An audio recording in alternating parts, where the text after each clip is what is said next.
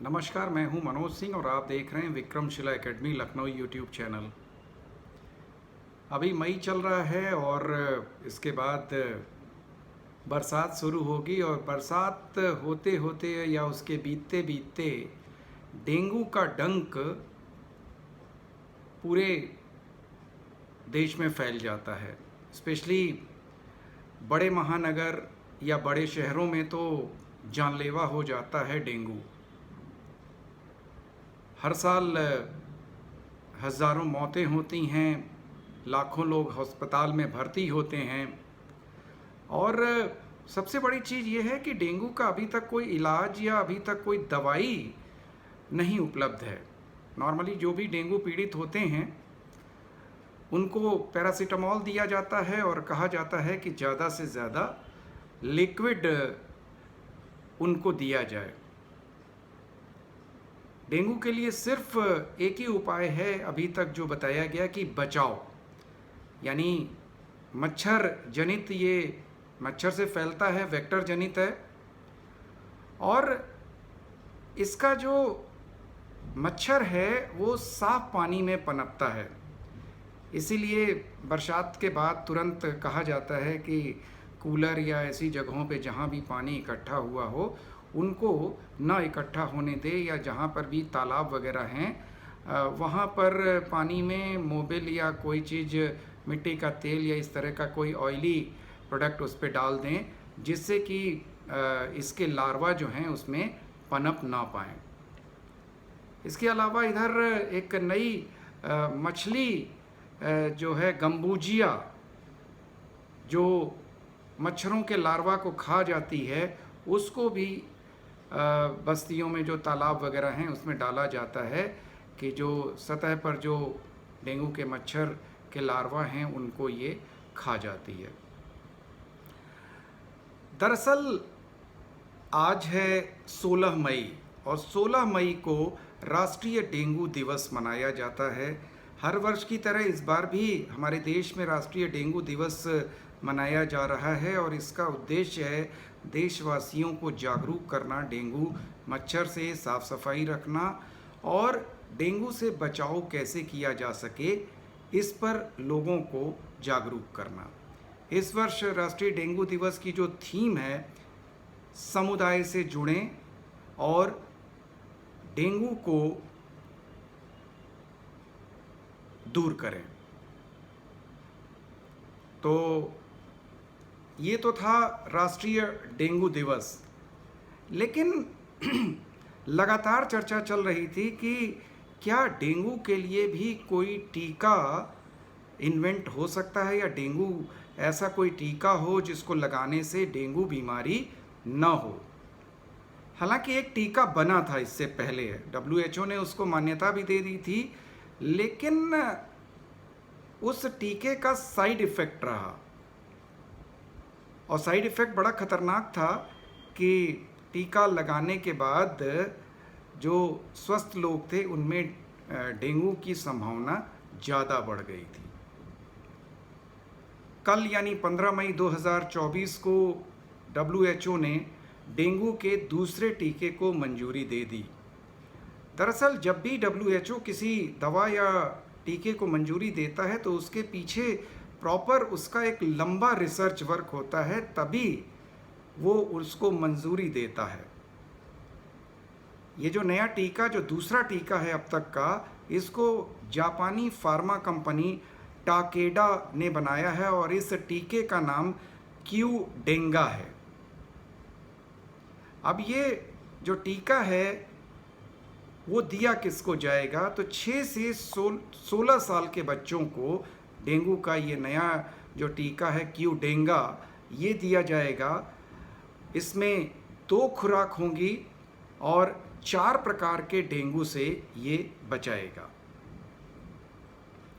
हालांकि टाकेडा द्वारा जो विकसित ये टीका है क्यूडेंगा, इसको वर्ष 2022 में ही यूरोपीय मेडिसिन एजेंसी द्वारा मंजूरी दे दी गई थी और तब से ये प्रयोग में तो आ गया था, लेकिन जब तक WHO उस पर अपनी मुहर न लगा दे तब तक बड़ी एजेंसीज या यूएनओ इसको खरीद करके सार्वजनिक कार्य में नहीं ले सकती थीं या गरीब देशों को वो दान में नहीं दे सकती थीं।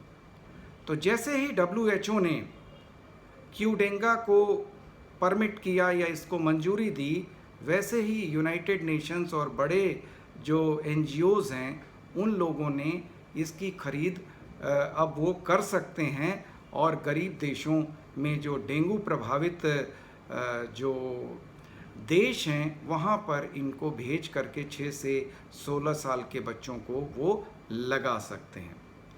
दरअसल ये सिर्फ हमारे भारत की समस्या नहीं है, भारत में ही डेंगू नहीं फैलता है। नॉर्मली जो लैटिन अमेरिका और तमाम एशियाई देश हैं, हर जगह डेंगू के प्रकोप से बचा नहीं जा सका है। अब अगर हम ये बात करें कि इससे फ़ायदा क्या होगा इस टीके से, तो इस टीके के बारे में ये कहा गया है कि जिन बच्चों को या जिन लोगों को ये टीका लगा होगा उनमें अस्पताल में भर्ती होने की 84% संभावना नहीं होगी। यानी अगर 100 लोग को ये टीका के बाद भी अगर डेंगू होगा तो उसमें अस्पताल में भर्ती होने वालों की जो संख्या होगी मात्र 16 होगी। यानी 84% लोग सुरक्षित रहेंगे, अस्पताल तक उनको जाने की आवश्यकता नहीं पड़ेगी, घर पे ही सामान्य तरीके से डेंगू उनका ठीक हो जाएगा। जो दूसरी बात इस टीके के लिए की गई कि 61% लोगों में इसका लक्षण भी नहीं दिखेगा इस टीके को लगाने के लिए। लक्षण का मतलब वही बुखार वगैरह और बाकी सारी चीज़ें।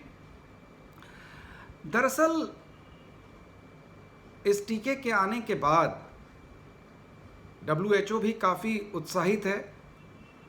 इसका अनुमोदन करते हुए डब्ल्यूएचओ के जो टीकों के अनुमोदन का जो विभाग है उसके डायरेक्टर हैं रोजेरियो गैस्पर, उन्होंने इसको एक बहुत महत्वपूर्ण कदम बताया है। जैसा कि पहले हमने चर्चा करी थी कि इस टीके से पहले भी एक टीके को डब्ल्यूएचओ ने मंजूरी दी थी जो असफल रहा था या जिसके रिजल्ट्स बड़े नेगेटिव थे।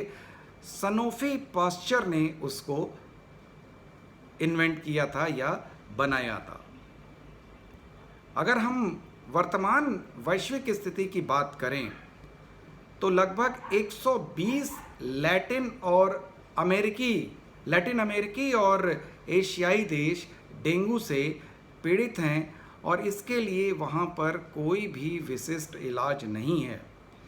अगर हम पिछले मार्च की बात करें तो ब्राज़ील की रियो डी जनेरियो में स्वास्थ्य आपात की स्थिति पैदा हो गई थी और वहाँ के स्वास्थ्य विभाग को टाकेडा या जो फार्मा कंपनी है टाकेडा उसके बनाए गए टीके का उत्पादन करना पड़ा था और 30 लाख टीके लगाने का लक्ष्य रखा गया था जिससे ब्राज़ील को डेंगू से बचाया जा सके। दरअसल हमारा देश तो अब डेंगू को लेकर के काफ़ी जागरूक हो चुका है। सरकार भी अब इस पे ध्यान दे रही है, लोग भी इस पर ध्यान दे रहे हैं कि साफ पानी या जो रुका हुआ पानी है उससे बचाव किया जा सके। दरअसल डेंगू के साथ सबसे बड़ी समस्या ये है कि इसका कोई इलाज अब तक नहीं है और प्लेटलेट्स की संख्या इसमें लगातार बहुत तेज़ी से गिरती है और जब 10,000 से नीचे की संख्या हो जाती है तो आंतरिक अंगों में ब्लड रिसने लगता है या जो वेसल्स हैं वो फट जाती हैं, तमाम अंग फिर काम करना बंद कर देते हैं और व्यक्ति की मृत्यु हो जाती है। दरअसल ऑटो है ये बीमारी, यानी बॉडी जब तक खुद रिएक्ट नहीं करेगी तब तक डेंगू से बचा नहीं जा सकता है। हाँ, सपोर्टिंग दवाइयाँ दी जा सकती हैं, जैसा कि मैंने पहले भी कहा कि डेंगू का बुखार होने के बाद पैरासीटामोल से बुखार को कम किया जाता है। लिक्विड पदार्थ दिए जाते हैं जिससे कि शरीर में जो पानी की मात्रा है वो बनी रहे, पाचन क्षमता ठीक रहे और शरीर के इम्यून सिस्टम को बढ़ाने के लिए कुछ सप्लीमेंट्स दिए जाते हैं जिससे डेंगू से व्यक्ति की रिकवरी जल्दी से जल्दी हो सके। तो उम्मीद है कि जापानी फार्मा कंपनी टाकेडा, जिसके टीके को WHO ने मंजूरी दी है, भविष्य में इसका उत्पादन तेज़ी से हो और ये सफल रहे, जिससे कि हर साल होने वाली डेंगू की बीमारी को वैश्विक स्तर पर रोका जा सके। तो इस टीके के बारे में आपके क्या विचार हैं, कमेंट पर ज़रूर आप लिखिएगा। आपसे अनुरोध है कि Vikramshila academy Lucknow YouTube channel को ज़्यादा से ज़्यादा सब्सक्राइब करें, लाइक करें, शेयर करें। नमस्कार, जय हिंद, जय भारत।